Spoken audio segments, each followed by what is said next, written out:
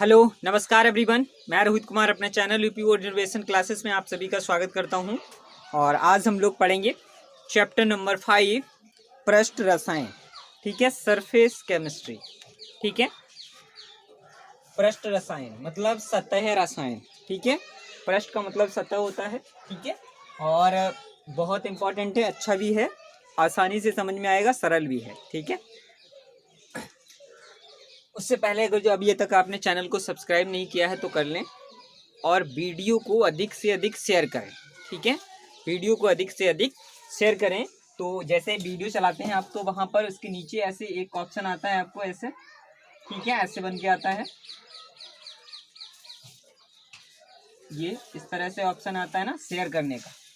ठीक है, इस तरह से, तो इस पर क्लिक करेंगे तो आप शेयर करें उसे, तो अधिक से अधिक शेयर करें और चैनल को अधिक से अधिक सब्सक्राइब करें और बेल आइकन को ऑन कर दें, जिससे कि सभी नोटिफिकेशन जो भी हम वीडियो अपलोड करें वो आपके पास नोटिफिकेशन उसका पहुंच जाए। ठीक है, और आपके जो पीछे के चैप्टर हैं, 4 चैप्टर जो ख़त्म हो चुके हैं, उनके वीडियो के लिंक जो हैं वो है इस वीडियो के डिस्क्रिप्शन में है। आप जाके वहाँ से वो वीडियो भी देख सकते हैं। बहुत ही सरल भाषा में मैंने उन्हें पढ़ाया है। ठीक है, और बहुत ही आसान है और यूपी बोर्ड के लिए बहुत इम्पोर्टेंट और एमपी बोर्ड, बिहार बोर्ड सभी के लिए बहुत इम्पोर्टेंट है। ठीक है, चलिए स्टार्ट करते हैं। अधिक से अधिक शेयर जरूर करना भी, क्योंकि शेयर करने से हो सकता है आपके शेयर करने से किसी गांव के बच्चे को पास ये वीडियो पहुंच जाए और वह इसका संपूर्ण लाभ उठा ले, तो शेयर अवश्य करें भाई। ठीक है, तो चलिए अधिशोषण स्टार्ट करते हैं। अधिशोषण, ठीक है, अधिशोषण क्या होते हैं और बहुत ही आसान है। ठीक है, अधिशोषण, ठीक है,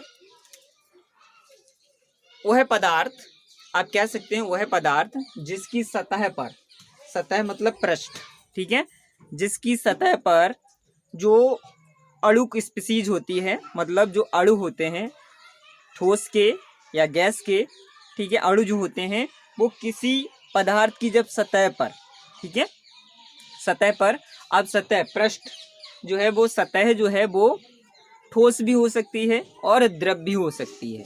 जब एकत्रित होते हैं, जब किसी पदार्थ की सतह पर जो हमारे चारों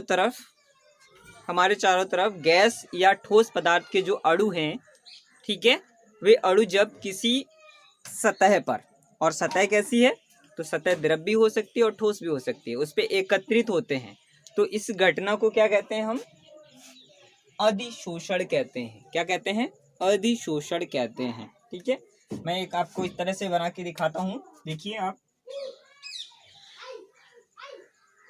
मेरे पास कोई एक पृष्ठ है भाई, ये रहा, ठीक है, पृष्ठ है और इसी को सतह बोलते हैं।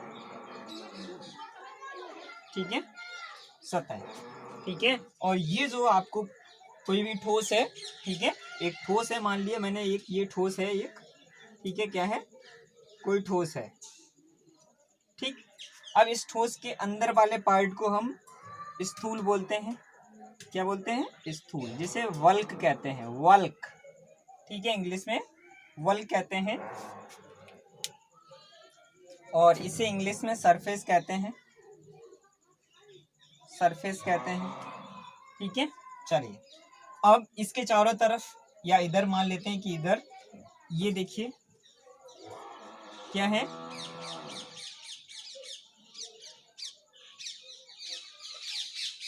ठीक है, क्या है, अणु है।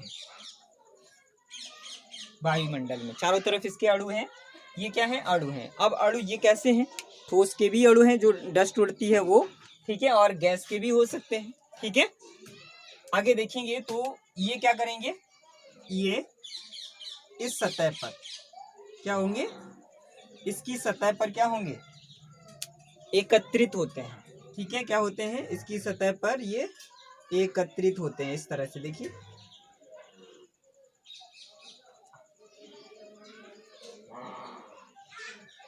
ठीक है, ये इस तरह से, ठीक है, एकत्रित होते हैं। तो इसी घटना को, ठीक है, जो अणु हैं, अणु की स्पीसीज हैं, उनका किसी पृष्ठ की सतह पर, स्थूल में नहीं, ठीक है, स्थूल में नहीं, किसी सतह की पृष्ठ पर क्या होना, एकत्रित होने की जो घटना होती है, उसी घटना को हम क्या कहते हैं, अधिशोषण कहते हैं। अधिशोषण कहते हैं। क्या कहते हैं, अधिशोषण कहते हैं। ठीक है, बहुत ही आसान है, अधिशोषण कहते हैं। अब एक चीज और देख लीजिए, जिन अणुक स्पीसीज का किसी ठोस पदार्थ, किसी ठोस या किसी द्रव की सतह पर एकत्रित होना, ठीक है, जो एकत्रित होते हैं उन्हें हम अधिशोष्य कहते हैं। क्या कहते हैं, अधिशोष्य कहते हैं।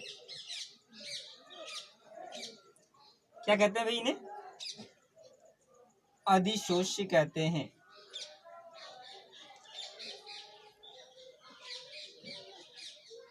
ठीक है, अब देखिए, अधिशोष्य या फिर ये कह सकते हैं कि जिस ठोस पर अधिशोषण होता है, ठीक है, जिस ठोस पर अधिशोषण होता है, कहने का तात्पर्य है कि अधिशोष्य जिस ठोस की पृष्ठ पर जाके एकत्रित होते हैं उसे हम अधिशोषक बोलते हैं। इस ठोस का नाम क्या है भाई, इसे हम अधिशोषक बोलते हैं। क्या बोलते हैं भाई, अधिशोषक बोलते हैं। ठीक है, ये है। ठीक है, इस तरह से आप समझ सकते हैं, बहुत ही आसान है। तो मैं फिर से रिपीट करता हूं कि अब डेफिनेशन इस तरह से भी कह सकते हैं कि क्या है, किसी अणुक स्पीसीज का स्थूल की अपेक्षा उसकी पृष्ठ पर, किसी के पृष्ठ पर यानी कि सतह पर अधिशोष्यों का एकत्रित होना अधिशोषण कहलाता है। ठीक है, और अधिशोष्य जिसके पृष्ठ पर एकत्रित होते हैं उसे हम अधिशोषक कहते हैं। या फिर ये कह सकते हैं कि जिसके पृष्ठ पर अधिशोषण होता है उसे हम अधिशोषक कहते हैं, ऐसे भी बोल सकते हैं, बहुत ही आसान है। ठीक है, अब जैसे ये अधिशोषण होता है, ठीक है, अधिशोषण होता है, एक होता है अवशोषण। क्या होता है, एक अवशोषण।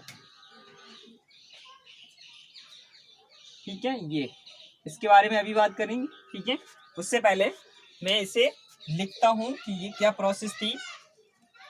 ठीक है, हो गया, यह एक सतही घटना है, ये भी लिख लीजिए। क्या है, अणुक स्पीसीज का किसी ठोस या द्रव के स्थूल की अपेक्षा, स्थूल में नहीं, ठीक है, स्थूल की अपेक्षा पृष्ठ यानी कि सतह पर एकत्रित होना अधिशोषण कहलाता है। ठीक है, तो अणुक स्पीसीज ये है भाई, अणु है। ठीक है, तो ये जब किसी पृष्ठ की सतह पर या पृष्ठ पर एकत्रित होते हैं, ठीक है, तो इसी घटना को हम क्या कहते हैं, भैया, इस घटना को हम अधिशोषण कहते हैं। ठीक है, यह क्या है, यह एक सतही घटना है, यह एक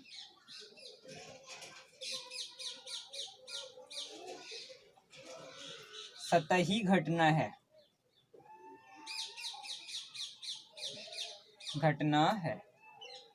ठीक है, यह एक सतही घटना है। इंपॉर्टेंट है क्योंकि ये सतह पर ही होती है, स्थूल से इसे कोई मतलब नहीं है, बल्क से इसे कोई मतलब नहीं, बल्क का मतलब आंतरिक भाग। ठीक है, इंटरनल पार्ट से इसे कोई मतलब नहीं है। ठीक है, तो ये प्रोसेस है।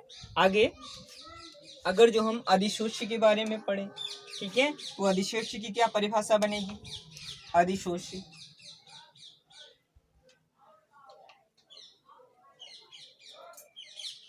ठीक है, चलिए, ठीक, मैं लिखता हूं आपके लिए अधिशोष्य, मैंने अभी आपको ये बताया है, अब मैं अधिशोष्य लिखता हूं।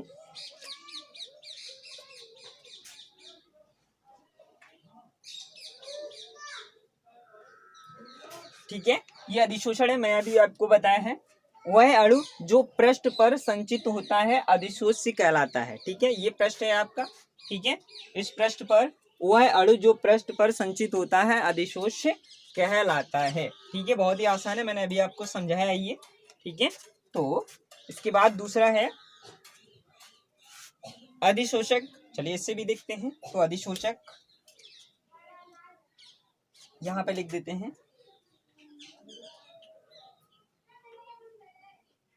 अधिशोषक।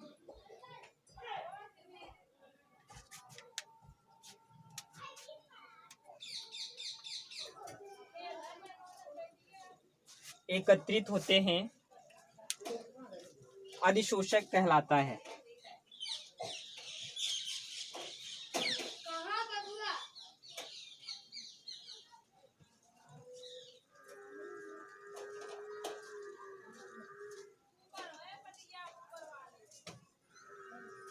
अधिशोषक कहलाता है। तो मैंने क्या बताया है, अधिशोषक अधिशोष जिसके पृष्ठ पर एकत्रित होते हैं, अधिशोष जिसके पृष्ठ पर एकत्रित होते हैं, अधिशोष जिसके पृष्ठ पर एकत्रित होते हैं उसे हम क्या कहते हैं, तो अधिशोषक कहते हैं। ठीक है, बहुत ही आसान है। ठीक है, अधिशोषक कहते हैं। ये रहा आपका अवशोषण, अधिशोष और अधिशोषक। ठीक है, याद रखेंगे, बहुत इंपॉर्टेंट है। ठीक है, चलिए अब जरा इसके बारे में पढ़ते हैं। ये थोड़ा सा इंपॉर्टेंट है, इसे पढ़ते हैं। तो ये क्या होता है वो भी जान लीजिए। ठीक है, तो ये आप स्क्रीनशॉट ले लें या फिर आप इसे लिख लें, नोट कर लें। ठीक है, तो इसके बाद हमें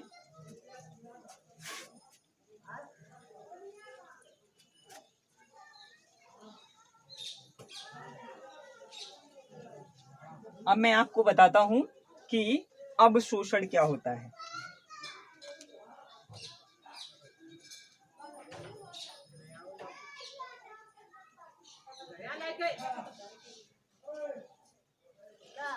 ठीक है, जिसे हम एब्जॉर्प्शन कहते हैं, वो क्या होता है चलिए देखते हैं। तो ये जो एब्जॉर्प्शन है ये क्या है, जैसे मैं उदाहरण देखता हूं। जैसे मेरे पास कोई एक, ठीक है, क्या है, पृष्ठ। ठीक है, क्या है, पृष्ठ है। ठीक है, कोई भी सतह है। अगर जो मैं इसके चारों तरफ की बात करें तो इधर गैस के मॉलिक्यूल है भाई। ठीक है, ठीक है, जैसे जैसे आपने घर पे देखा ना सोख्ता। ठीक है, सोख्ता। ठीक है, जैसे स्पंजी लाइक होता है। ठीक है, तो उसे जैसे कहीं पर तेल या पानी वगैरह बगर जाता है तो मैं वहाँ पे कुछ डाल देता हूँ। ठीक है, या फिर घर में भी यूज करते हैं, जैसे कुछ उपयोग करते हैं, कहीं पे कुछ बगर जाता है तो कपड़ा वगैरह या कुछ और डाल देते हैं तो वो उसे सोख लेता है। तो इसका मतलब जो द्रव था वो कहाँ चला गया, उसके इंटरनल पार्ट में, आंतरिक भाग में, उसके स्थूल में चला गया, स्थूल में। ठीक है, अब यहाँ पर अगर जो हम बात करें कि इसके चारों तरफ ये गैस के मॉलिक्यूल हैं और ये इसके अंदर इंटर कर जाएं। ठीक है, कहाँ पर, इसके अंदर इंटर कर जाएं ये, तो ये जो घटना होगी वो क्या होगी, अधिशोषण, सॉरी अवशोषण की घटना होगी। क्या होगी, अवशोषण की घटना होगी। ठीक है, इसीलिए कहते हैं ये जो घटना होती है वो स्थूल होती है, स्थूल घटना होती है, स्थूल घटना। ठीक है, स्थूल घटना, वल्क घटना होती है ये। ठीक है, तो इस तरह से ये इसके अंदर प्रवेश कर जाते हैं गैस के अणु। ठीक है, ये गैस के अणु इसके अंदर प्रवेश कर जाते हैं, पृष्ठ के अंदर, मतलब जो पृष्ठीय सतह थी उसके अंदर प्रवेश, उसके बल्क में प्रवेश कर जाते हैं। जबकि ये घटना क्या थी, इसकी बात करेंगे तो ये घटना होती है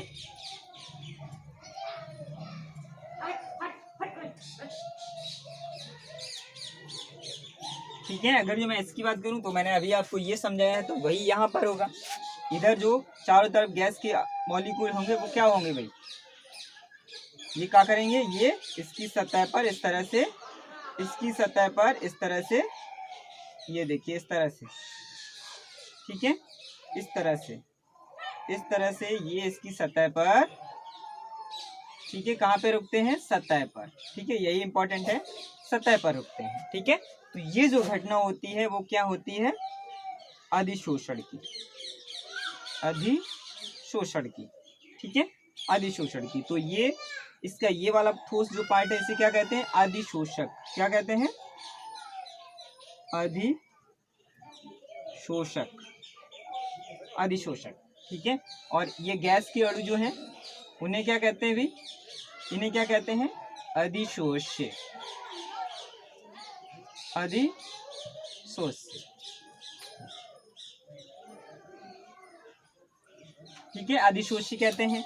ठीक है, अब इस घटना को क्या कहते हैं, तो इस घटना को अधिशोषण, ये मैंने लिख दिया यहाँ पर, अधिशोषण कहते हैं। ठीक है, बहुत ही आसान है, इस तरह से समझ सकते हैं आप। ठीक है, तो ये इस तरह से था।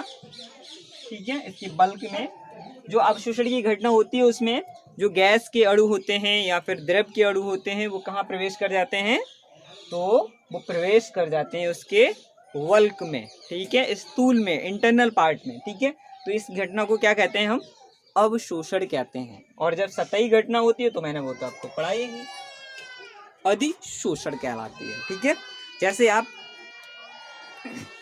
स्कूल में आपने डस्टर देखा है, डस्टर।